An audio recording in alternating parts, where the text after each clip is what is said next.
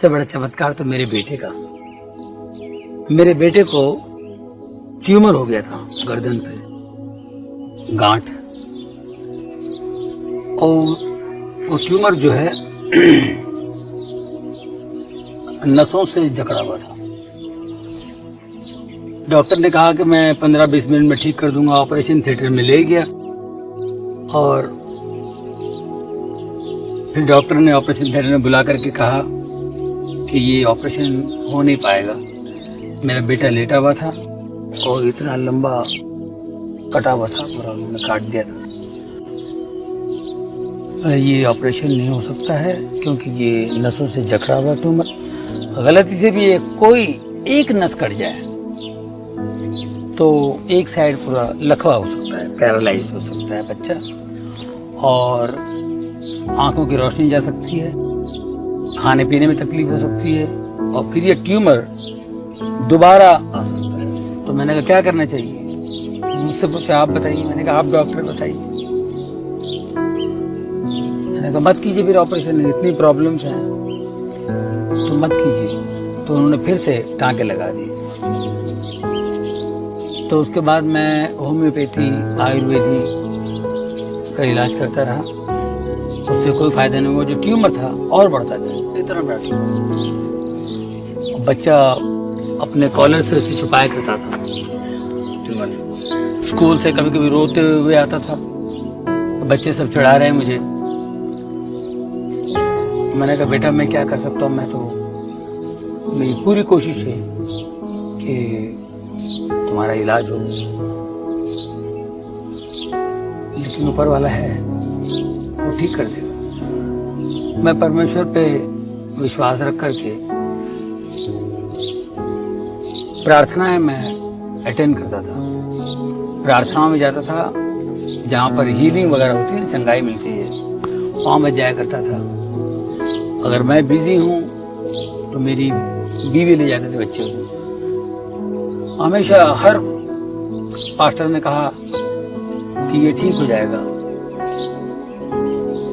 प्रभु यीशु से ठीक करेंगे। कैसे करेंगे, कब करेंगे उनको पता है, लेकिन ये ठीक हो जाएगा।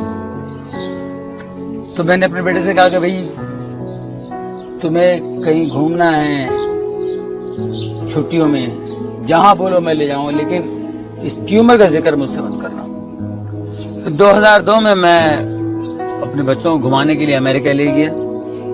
तो वहां पर एक प्रेयर मीटिंग में मैं खड़ा हुआ था, प्रेयर कर रहा था। तो एक पासबान साहब पास्टर वहां से गुजर रहे थे, उनकी नजर पड़ी मेरे बच्चे के ट्यूमर पे। उन्होंने पूछा ये क्या है? मैंने कहा जी ये ट्यूमर है। बोले उसको ले जाओ फलाने हॉस्पिटल में, न्यूयॉर्क में स्लोन केटरिंग हॉस्पिटल, और प्रभु उसको ठीक करना चाहता है, इसको ले जाओ। मैंने अपनी बीवी से कहा भाई क्या करें? बीवी ने कहा बिल्कुल नहीं। मैंने कहा देखिए इस वक्त हम लोग परमेश्वर के घर में हैं और वो कह रहे हैं, और मुझे ऐसा लग रहा है कि उनकी जबान से यीशु कह रहे हैं। मेरी बीवी ने कहा कि 2002 है, 2003 में करते हैं, अभी 6 महीने तो बाकी है। मैंने कहा 2 और 3 का क्या चक्कर है भाई, आपको तो विश्वास करना है। बाद में उन्होंने बताया कि अपनी सहेली के साथ कहीं कुंडली दिखवाने गई थी, कुंडली दिखलाने। तो कुंडली वाले ने कहा कि 2002 बहुत खतरनाक है बच्चे के लिए, 2003 ठीक है। तो मैंने कहा यार इन बातों पे विश्वास मत करो, परमेश्वर पर विश्वास करो, वो जिंदा परमेश्वर है।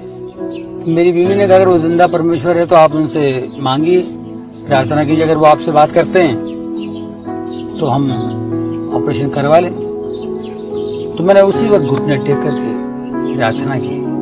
मैंने कहा यीशु मुझे बताओ, मुझे कुछ समझ नहीं आया, मैं ऑपरेशन करूँ या नहीं करूँ? तो मुझे आवाज आई कि बेटा ऑपरेशन कर, मैं तेरे साथ हूँ, डर मत।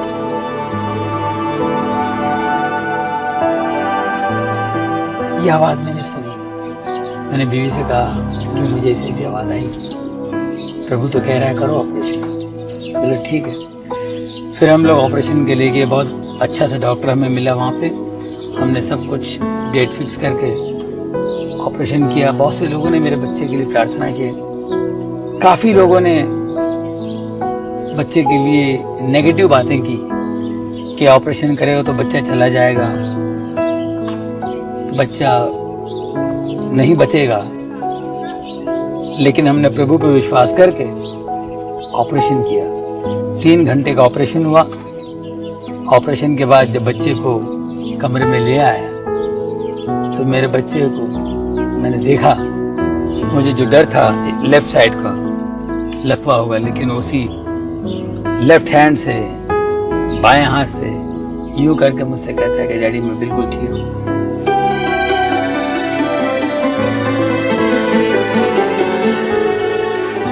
उसे जरा भी तकलीफ नहीं, बिल्कुल ठीक हुआ। सब लोगों ने कहा यह असंभव है, लेकिन असंभव को संभव करने वाला परमेश्वर, परमेश्वर का पुत्र यीशु है। कमाल है जॉनी भाई, आपकी ये दर्द भरी बातें सुनकर मेरा तो यीशु में विश्वास और भी बढ़ गया।